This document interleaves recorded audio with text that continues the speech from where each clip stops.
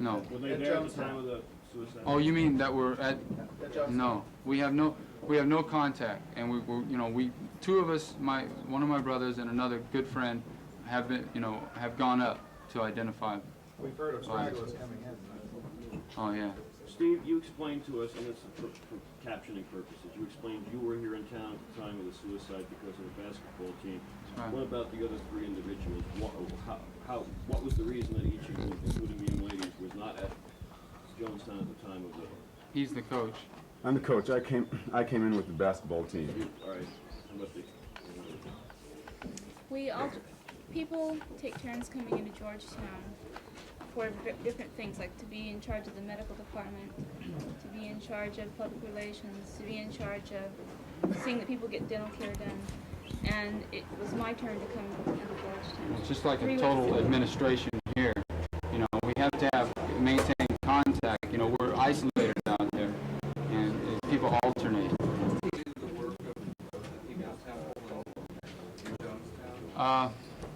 I'm planning,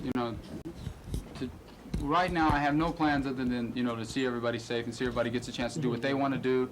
As for carrying on work, I know I'm going to go on believing what I believe in, But I mean, will you try and go back out there and take the group from Georgetown and bring some of your other people down to San Francisco and begin again? Or? I don't see how that would be possible. Who's in charge of the group in San Francisco? I think the one I've been talking to now is Gene Brown. But as for somebody being in charge, it's not that definite a thing. There's just a lot of respect between people. How are they reacting to what happened here? How are they reacting? Primarily the same as we are. They're frightened. Have you heard about the well out there that children were thrown into, ropes tied around their bodies? I've heard it from 3 independent sources. I know that they used to take children down, and it would be like for discipline, incorrigible children that they said just could not, From the ages of 3 to 14. I don't know the ages, but I know that I know that they would come back and they would be crying and they would be scared, and But you don't know about that well. I know about a well. I know about a well. I can say that there was, a lot of things I didn't understand, a lot of things I didn't agree with, and like I said before, what would you do? I mean, would you leave and leave everybody you've loved, everyone you've lived with all your life, and accomplish nothing? What were some of those things that you didn't agree with? Could you describe to them? I think I've said most of them. It's just inconsistencies. Different. With my father especially. I don't know. I was in a very.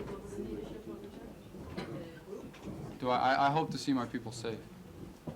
In the time your father was alive, you said that you had tried to use him out of the decision-making process. I hoped. Did you hope to then take his role to some extent?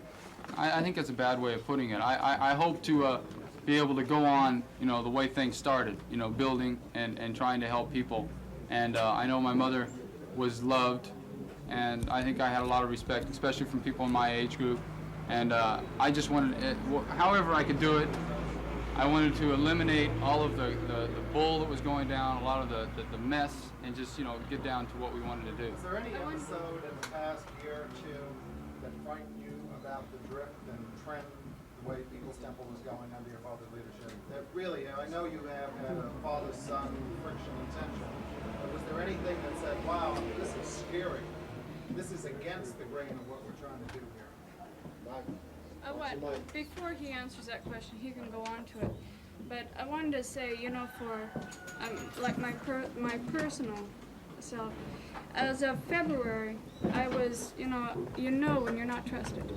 And as of February, it was decided that I was no longer trusted because I questioned too many. I was in Georgetown continuously for the first 4 years that it developed. I mean, the first year was not really development, it was paperwork. And for the first 4 years, and I built something I believed in, something I loved, and all of a sudden I was determined, untrustworthy, because I questioned things. I thought there was too much paranoia, too much overreacting to little things, And because I would not carry out instructions as they were given, I was transferred to Jonestown. And I have a child there, a 2.5-year-old child. And I couldn't leave because if I left, I'd leave that child. So you have to understand.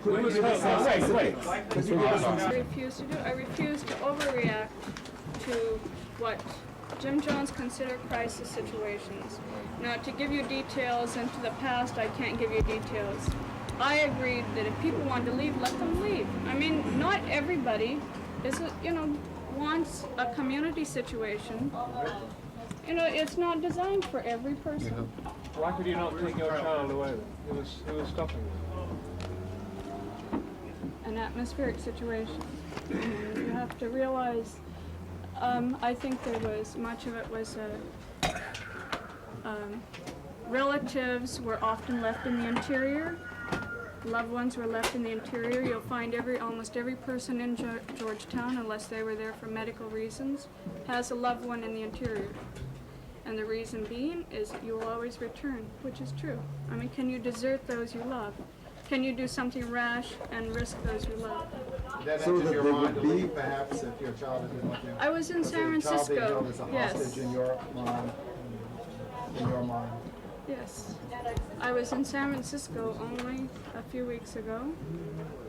And I want to say that I believed in Jonestown, not in what Jim Jones was doing to Jonestown, but in Jonestown. I will never denounce what Jonestown was to be. It was a beautiful community, and other than the atmosphere that existed when Jim Jones, put pressure, it was a lovely place to live, lovely place to raise children.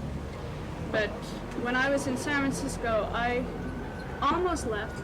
I almost left in February. And the only reason I came back were loved ones. They said that you couldn't take your child. It was passed over the radio, and I was given this story by Sharon Amos. I don't know if it was true or not true. I was told that the grandmother was refusing to let the child out. Did you believe that during the time of your separation from your child, if you did not conform, something might have happened to that child?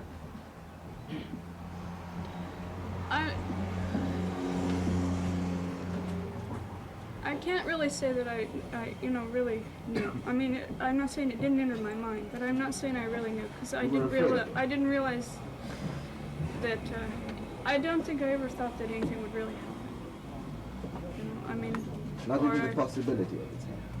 No, I'm saying that the possibility entered my mind. I'm not saying it didn't enter my mind. I'm saying that I don't think deep down I ever believed it would happen. But I know as of February, my child has not been allowed to leave. What is your role, or what was your role I was one of the secretaries, and I was one of the administrators in Georgetown for over 4 years. And as I said, when I questioned what I felt was overreacting, I was transferred immediately. Could you tell us who And I know I also want to say, I know there are other people that were in the same situation as myself. Where's your child now? We don't know anything. Could you tell us who were members of the High Council? Were you a member of the High Council? No. Jim Jones was the High Well, Council. no, but he did have a group of people. Did he? That's what I want to know, is did he? He played everyone against each That's other. right. It was an organization chart there. That is Jonestown. There was an organization Jones, chart like for I was running the describing, place. for running Jonestown. There's a lot of other facets to it that, see, what you don't understand is, like, he would tell you you're trusted. I trust you, and then tell other people you don't trust you. Everybody felt they were trusted and nobody else was. It was, like when I started to interrupt her, I was not trying to cut her off. I was trying to add to it, saying that you have to understand our position. We knew that there was something wrong there. But all those people in my life, all of my 19 years, I've known no one else, right? What am I going to do? You see what's happened when a few people tried to leave, I didn't know what could happen. I wanted to protect my people. I wanted to, maybe some way, also I'll say again, I didn't want to see socialism discredited, or what I believe in discredited. And I felt I didn't take it as serious, I feel a lot of guilt about that. I didn't take it that serious. And I felt that I could ease him out easily, You saw this as a socialist rather than a fascist experiment. I saw him as, I saw him as, I think, you know, if he was at a it was like he came to a crossroads and just pick one. He could have been either. Which way to go? Well, the socialist way.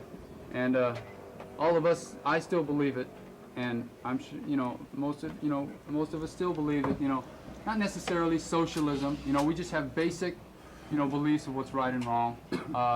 I see him as, you know, a fascist. Eventually he became, you know, Yeah, you spoke about overreacting. Could you say in detail, or rather give us specifics as to what you mean by overreacting? How did Jim Jones overreact? To relatives, he often asked me to contact, you know, several ministries, which I felt were, you know, should not have been bothered with such, you know, he would want letters written, he'd want, you know, a whole range of contacts made for something that I felt was, you know, was not, you know, was not anything. It was relatives wanting to visit. Oh, he would try to prevent them from visiting? That's right. How could you therefore accept this community with your child being held as a hostage, and yet you still have this faith in what you were all doing? It seems completely contradictory. I understand what you're saying, but the community itself and the people within the community were very lovely people, very good people. We came together in the United States because we wanted to promote social change, racial equality, and in what I consider the principles of a life. And the community was very nice. I mean, the community was truly egalitarian. But Do you have any set of principles on which this community operated? well, I would say it was a socialist. Oh, you're talking about like a sort of constitution, a charter, or anything? Any set of rules or anything? no set of rules. It was organized in the sense that recently, within the last 4 or 5 months maybe, it was broken down into departments where certain people were in charge of certain areas, you know, departmentally, and it ran much more efficiently, I would say, and it was also brought in a lot of people into decision making, and there has been, I want to say, there's been no discussion of any white knights for many months. I would think that keeping your child was some form of coercion. Were you aware of any other subtle forms of coercion employed on members to prevent them from leaving? I don't agree with the brainwashing thing, because I think that still basically people wanted to do what they felt was principally right to do, you know, and then Jonestown we had several hundred children there that really had opportunities they never had before. But What kind of lost your response question. do you anticipate from the American society after all this? I don't really know. Shock. May I ask Who wouldn't be? You were in the meeting, I believe it was Thursday night, when the congressman came to the Lamahar Gardens. Yes. Could you just tell us a bit about what your reaction after the congressman left was to him? Was it discussed at that time that maybe the idea would be to get him up there and kill him at that time, or did that not come about till later? Well, that had never entered my mind about killing him or anyone for that matter. And I was very surprised to see Congressman Ryan come that evening. I hadn't expected him. I don't think anybody at the household expected him. And I just thought that there were things that needed to be clarified, and they would be best clarified if he had, you know, visited Jonestown. And so you were one of the people who thought it would be a good idea for him and others. Him and others to visit, to see what was being done, what had been accomplished. And tell me, were there any radio communications after the mass suicide began with the House of Worship? Nothing. If there had been, you know, I'm saying they were either intermittent or, you know. Were these people, did they labor in the fields? No. Did they have special privileges? Yes, that's What why. sort of special privileges? That's why I, like I said, made an effort. That's why I've gained the respect, because I made an effort to be right there working. I've got the scar on my leg from cutting myself with an axe before I came in here. And I just, yes, they have special privileges, meaning, that they were allowed. I don't know, just. Did they eat better? Did they eat in the same communal kitchen as everyone else? I didn't. I think mainly it was just they didn't work in the fields. I think they ate the same. They may have had different things sent to them that weren't sent to other people. Was this Leighton, I forget his name, Price? Price? No, I forget what's it. Carter and Probst. Carter, Probst? No, they were not. They were not in the inner. Did they do? I can say that Mike Probst and Tim Carter did make an effort to work, with everyone else, and they were not. They were others that were led to believe they were trusted, and then it was mainly just it was mainly females, that fed his ego, and then it was it was only a very few. Did your father talk about, he liked to talk about planes falling out of the sky or something? He used that image? I don't remember that. I mean, I don't deny he said it, but I don't remember that. I don't even know what context you're speaking on. I don't know either, except that somebody said that he kept talking about it. He talked about a lot. Do you know why Probst and Carter fight? Excuse me? You know why Probst and Carter fight? They're blind. That's all I can say. And how could I know? I wasn't there, And I just want to, say that I thank all of you for giving us a chance to say how we feel, because we're really in a bad situation, and I don't want to be associated with what's happened. That's the last thing I want. I don't want my loved ones here. If everybody, I can see that everyone's okay. I don't care what happens to me, and I honestly mean that. But I just am worried about everybody else. Do you think most of the People's Temple, those who were left, who come out of the jungle, do you think their natural inclination would be to return to the United States, or is there hatred of the United States enough to try to seek refuge somewhere? I don't think there ever really was any hatred of the United States. It was just another way of life. Your father didn't preach He hatred hated the of United. the He evil capitalist system? He preached quite a few things, and a lot of them were contradictory. But I know I had no hatred for the United States. I hate anything that oppresses people and where people starve. But I see, a combination of both in the United States. First, I'd like to ask Mr. Touchette and Mr. Ingram, if everything you've heard Mr. Jones say today, if there are any things you're in basic. I know when he came of age, to speak, even when he was younger, he spoke against his father, when he disagreed with But his him. description of his father is something you see as objective I think it's- portrait rather than a son's, own view of his father. Yes, I do. Paula, how old are you? 29. Where are you from? Here, if somebody wants to get with him to find out.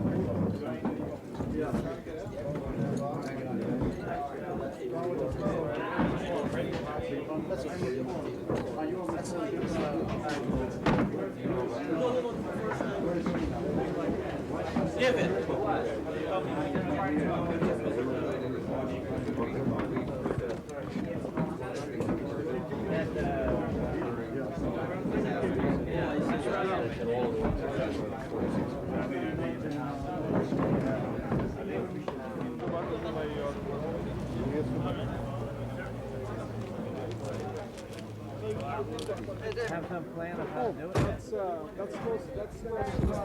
Allow us to do. We offered to go and look for, go into the jungle. How do you think they're going to survive in the jungle? It'll be very difficult because the jungle is very dense. I don't quite understand how one large group died and then another large group of maybe 600 people are thought to still be alive. Why do you think those 600 people didn't join in the... They got away. They got away before. Oh, you think that these 400 people were forced to do what they did? But from what Mark Lane Most of them, yeah. Rather than being fooled by the process. This white knight thing had happened many times, right?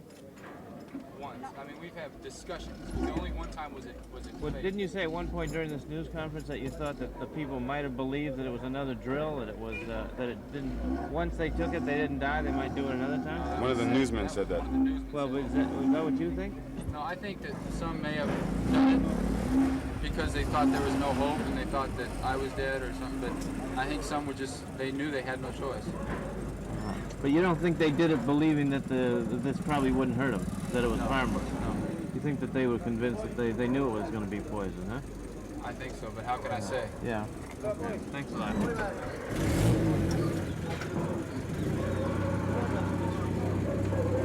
But the last thing is, Stephen, what made him think that you were dead?